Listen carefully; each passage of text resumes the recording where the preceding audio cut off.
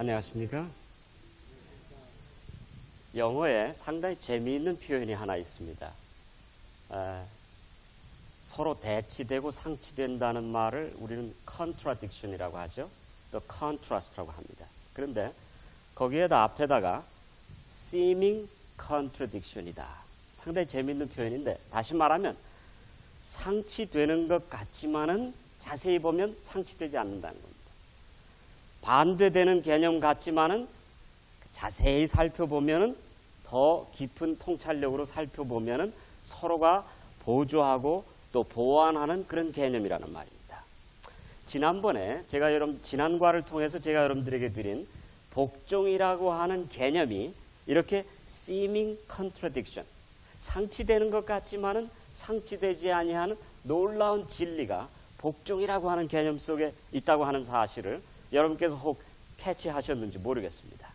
오늘 잠시 우리 한번 복습하면서 오늘의 말씀들을 연결해서 진행해 보도록 하죠. 자, 복종이라고 하는 개념 자체가 속박성이 강한 것 같습니까? 그렇죠? 복종이다, 속박된다, 또 어디에 소속되고 속박되는 그런 어떤 자유를 빼앗기는 것 같은 그런 개념인데, 놀라운 사실은 예수 그리스도께 여러분과 저가 속박이 되면 될수록, 예수 그리스도께 여러분과 저가 점점 더 속박되고 귀속되고 복종이 깊어지면 깊어질수록 무엇이 커집니까? 자유가 커집니다.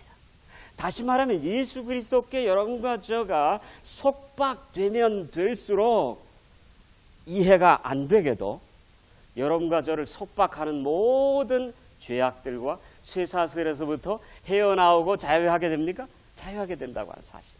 예수께 속박되면 속박될수록 우리를 속박하고 우리를 얽어매는 모든 곳에서부터 자유하게 된다고 하는 이 놀라운 사실에 복음의 비밀과 복음의 진리와 복음의 감격이 있는 것입니다. 사랑하신 여러분, 여러분과 저를 속박하는 것 가운데 가장 큰 세력이 있다면 무엇일까요? 물론 사탄이죠. 그 이후로요.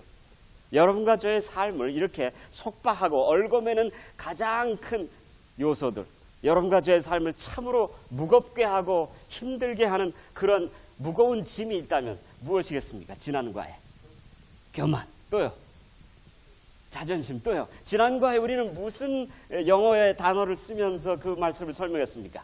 우리 집사님께서 말씀해 주셨어요. 이고지 않습니까? 이고.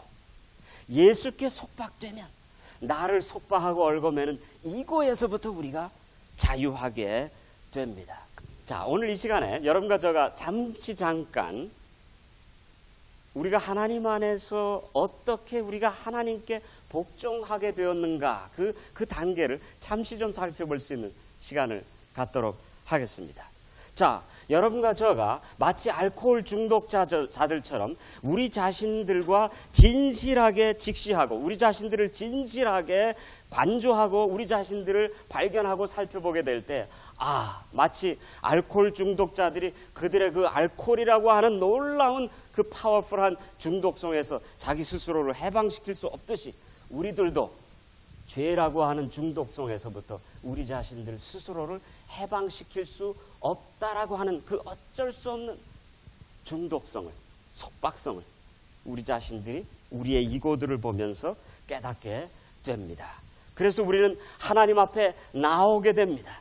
그래서 하나님께서 하나님의 성령의 슈퍼 이고로 우리의 어쩔 수 없는 이 이고를 스스로 해결하고 스스로 해방시킬 수 없는, 자유케 할 수 없는, 또 지배할 수 없는 나라고 하는 이 이고를 하나님께서 어떻게 해주십니까? 완전히 가져가 주십니다. 그래서 우리가 우리의 이고에서부터 해방되는 놀라운 경험을 받습니다. 바로 우리의 나를 억누르고 있는 이고라고 하는 자아에서부터 해방되는 그 경험을 우리는 무엇이라고 말합니까? 구원이라고 말하지 않습니까? 구원. 내 자신을 얽매였던, 그래서 노예처럼 살 수밖에 없었던 그런 속박성 속에서 하나님께서 여러분과 저를 해방시켜 주심으로 여러분과 저는 완전한 놀라운 구원을 경험하게 됩니다. 이렇게 하나님의 놀라운 구원으로 내 자신을 얽어매는 이고에서부터 해방되는 경험을 갖게 될 때에 그것을 우리는 무엇이라고 합니까? 구원의 은혜라 그럽니다.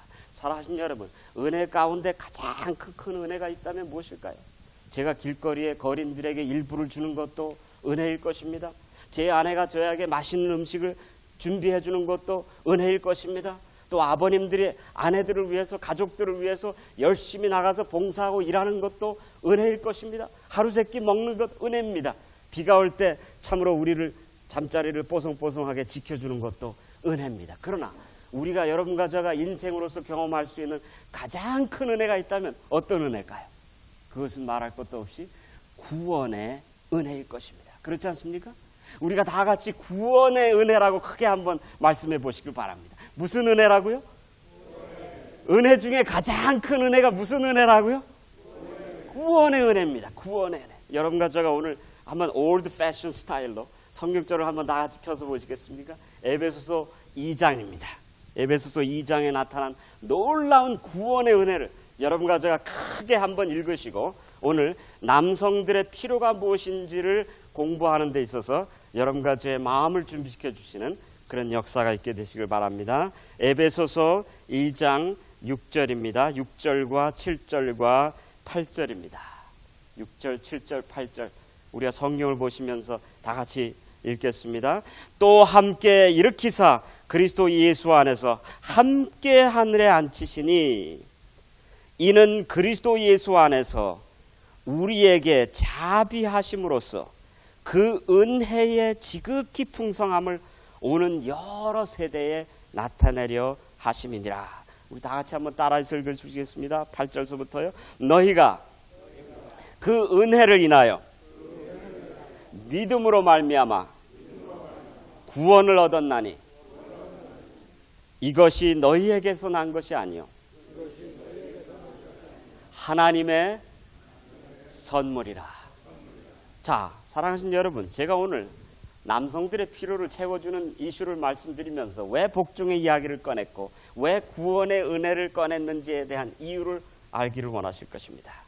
바로 여기에 있습니다.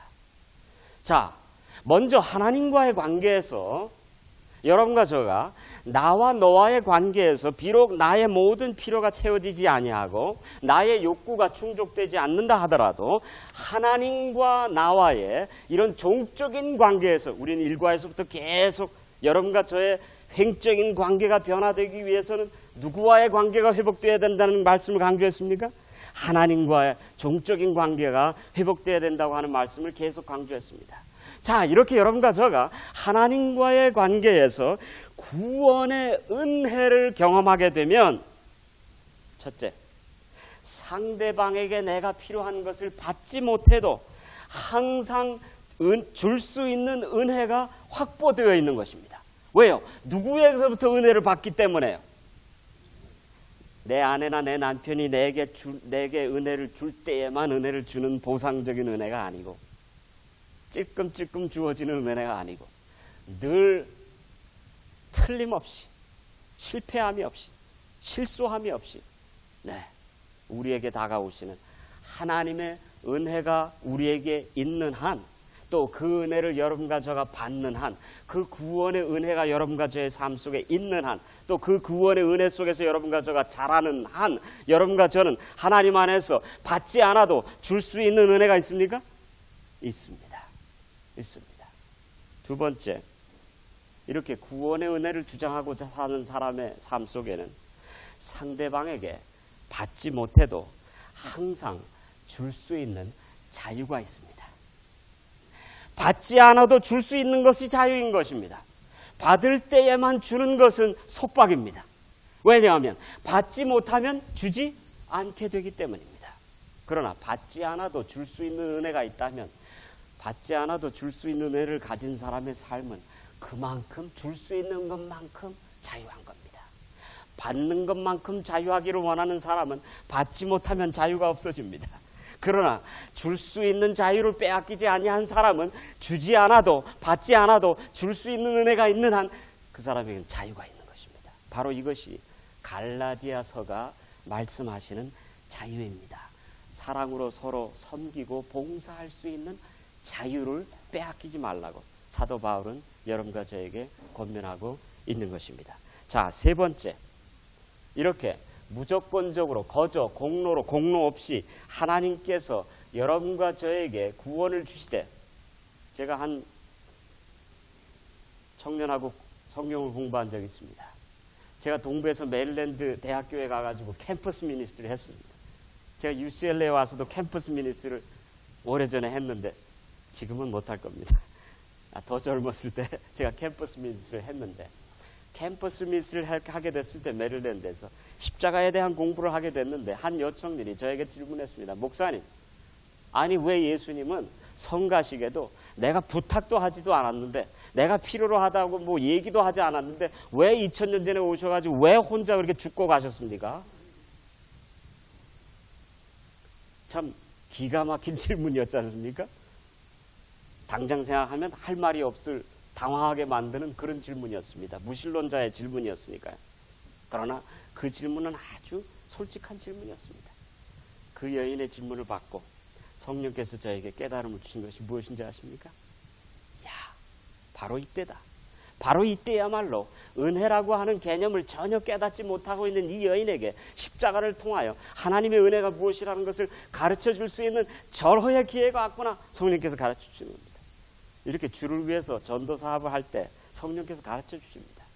그래서 이제 그때 제가 배운 것은 무엇이냐면, 야, 네가 필요를 느끼기도 전에, 필요하다는 것을 깨닫고 알기도 전에, 2000년 전에 네가 전적으로 필요하다고 할 것을 아셔서, 네가 하나님께서 십자가를 제공해 주셨을 때 그것을 반대하고 그것을 저버린다고 하는 것까지도 아셨음에도 불구하고 네가 그것을 언젠가는 꼭 필요로 하다고 하는 것을 아셨기 때문에 전적으로 필요로에 근거해서 십자가를 너에게 주신 거야. 그것은 너를 위한, 너의 필요를 감지한 하나님의 은혜야. 그렇게 제가 얘기를 했습니다. 사랑하는 여러분, 하나님께서 여러분과 저에게 이렇게 무조건적으로 거저 공로 없이 전적으로 우리가 구원을 필요로 하였기 때문에 우리에게 주셨다고 한다면, 내 아내나 내 남편이, 오늘 우리가 남성들에 대한 이야기죠. 아내들이 남편들에게 전적으로 남편들이 필요로 하니까 립살머리 싫어와도 때로는 주고 싶지 않을 때에도, 또 당신이 뭘 잘했다고 받으려 그래요 라고 하는 공로의식을 계산하려고 하는 생각이 들려고 할 때에도 하나님께서 나에게 거저 주셨고 공짜로 주셨고 필요하니까 주셨던 것처럼, 그렇게 듬으로 듬뿍 은혜의 선물로, 전혀 스트링 어치트 된 것이 없이 깨끗하게, 전혀 바라는 것 없이 기대하는 것 없이 상대방이 필요로 하니까 줄 수 있는 그런 은혜를, 여러분과 저가 구원의 은혜를 경험한 사람들의 삶 속에는 있게 될 수 있겠습니까? 있게 될 수 있게 되다고 하는 사실들을 오늘 우리가 확신하게 되는 것입니다. 자, 이제 오늘 에베소서로 돌아가도록 하십시다. 에베소서 5장으로 우리가 돌아가도록 하겠습니다. 에베소서 5장 21절로부터 쭉 33절까지 나타난 말씀들을 여러분들이 쭉 살펴보시면, 거기에는 완전히 뭐라고 할까요? 톤이, 어조가 명령적입니다. 그렇죠? 21절에는 뭐예요? 그리스도를 경외함으로 피차 복종하라. 복종했으면 좋겠네요. 그게 아니고, 할 수 있으면 좀 복종하세요. 이게 아니고, 무조건 단도직입적으로 복종 뭐예요? 복종하랍니다. 명령입니다. 그렇죠? 그 다음에 아내를 사랑하라. 남편에게 복종하라. 그 다음에 그리스도를 경외함으로 남편을 존경하라. 그 다음에 아내를 사랑하되 그리스도께서 교회를 위하여 몸을 버린 것처럼 그렇게 사랑하라. 그래서 에베소서 5장 21절로 나타난 쭉 모든 말씀들은 절대적으로 명령입니다. 제한이 아닙니다. 요즘 어떤 분이 얘기한 것처럼 10 커맨먼트가 10계명이 10 서제스천으로 바뀌었답니다. 10가지 제한으로 바뀌었다는 겁니다. God thinks that way. 나는 그렇게 생각할 필요가 없다는 겁니다. 절대적인 그런 것이 없는, 절대성이 상실된 21세기에 말할 수 없는 안타까운 현실이죠. 절대성이 없기 때문에 현대인들은 고민하고 방황할 수밖에 없지 않습니까? 자, 여기 명령인데 왜 하나님께서 여러분들이 이렇게 명령을 하셨을까? 자, 2번째 질문이 되겠습니다. 왜 명령을 하셨을까요? 하나님께서 어떤 것들을 가지고 명령을 하십니까? 예? 성경에 밥 먹으라 말씀하셨습니까? 잠자라 말씀하셨습니까? 너무 많이 일하지 마라 라는 말씀을 하셨죠. 또 안식일을 기억하여 거룩히 지켜라 명령하셨습니까? 자, 어떤 것들을 가지고 성경이 명령을 합니까? 자, 제가 드리는 질문 절대 어려운 질문이 아닙니다. 어떤 것들을 가지고 명령하십니까? 첫째, 예? 꼭 지켜야 될 것들, must, 반드시 지켜야 될 것들을 가지고 명령을 합니다. 그런데 반드시 지켜야 될 것들 가운데 사람들이 목숨을 내걸고 꼭 지키는 것들은 꼭 지키라고 말씀 안 하셨습니다. 왜? 말 안 해도 잘하니까. 그렇죠? 때가 되면 결혼을 하라. 별로 말씀하셨어요. 다 하니까 말씀 안 하셨어요. 그렇죠?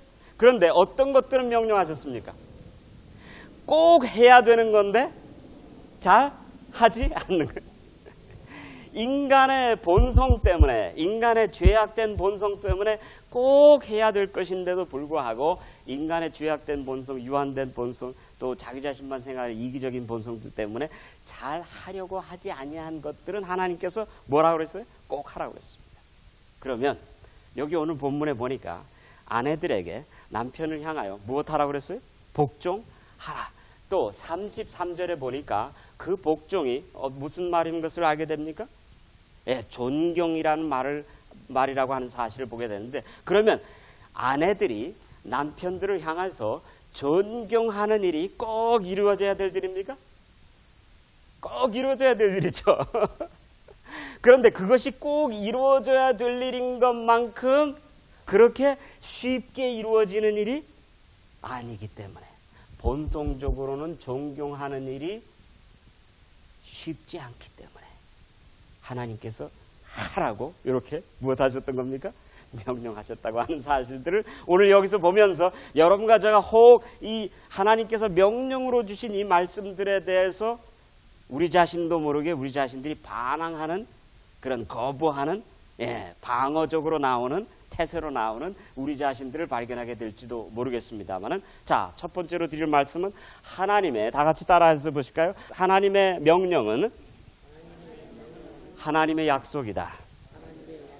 God's commandment is His promises. 하나님의 명령은 하나님의 약속입니다. 그러면 하나님의 명령 속에는 어떤 약속들이 있게 될까요? 자, 아내들이 남편에게 존중의 사역을 베풀 때 우리가 쭉 공부하겠지만 절대 손해보지 않게 하시는 하나님의 톡톡한 이자가 들어가 있습니다. 분명한 이자가 거기에 들어가 있습니다. 오늘 귀를 쫑깃하시면서 공부하게 되시길 바랍니다. 왜냐하면 하나님의 명령은 약속이기 때문에 그렇습니다. 자, 어떤 약속들이 있습니까? 첫째, 하나님의 명령대로 순종할 때 명령에 순종하는 사람들의 삶 속에 필요들이 충족됩니다. 그 다음에 두 번째 무엇입니까? 안전과 행복이 주어집니다. 하나님의 명령은 우리를 속박하기 위한 것이 아니라 우리에게 안전과 행복을 주기 위함이죠. 세 번째로 하나님의 명령은 여러분과 저가 꼭 인간적인 유한한 논리로 깨닫고 이해하지 못해도 하나님의 명령에 순종하면 그 다음에 어떻게 하게 됩니까? 아하, 하나님께서 그래서 이렇게 순종하라고 말씀을 하셨구나. 하나님의 말씀을 더 깊이 깨닫고 터득하게 되는, 지혜를 키우게 되는 그러한 놀라운 축복들이 있게 된다라고 하는 사실들을 깨달으시면서 하나님의 명령을 순종하는 것에 대한 징크스를 깨게 되시기를 바랍니다. 하나님께서 명령하시면 그냥 덥석 무엇하셔야 될까요? 감사합니다 하고 덥석 우리가 전적으로 순종하는 그런 놀라운 순종들이 있게 되시기를 바랍니다. 자, 이미 우리가 말씀드렸지만은 3번으로 넘어가서 오늘 질문들을 같이 한번 살펴보겠는데요. 에베소서 5장 22절에서 다음과 같은 말씀을 우리가 주셨죠? 그리스도를 경외함으로 뭐예요? 피차 복종하라고 21절에 말씀하신 주님께서 22절에서 누구예요? 그리스도를 경외하듯이 뭐예요? 남편에게 복종하라고 말씀을 하신 다음에 33절에서 다음과 같은 말씀을 주십니다. 다 같이 읽어보실까요? 33절입니다. 시작. 그러나 너희도 각각 자기의 아내 사랑하기를 자기같이 하고 아내도 그 남편을 무엇하라고요? 자, 아내도 그 남편을 경외하라 라고 하는 말 속에는 존중하라 라고 하는 말이 들어있습니다. respect, 존중하라 라고 하는 말이 들어있고 더 나아가서는 honor하라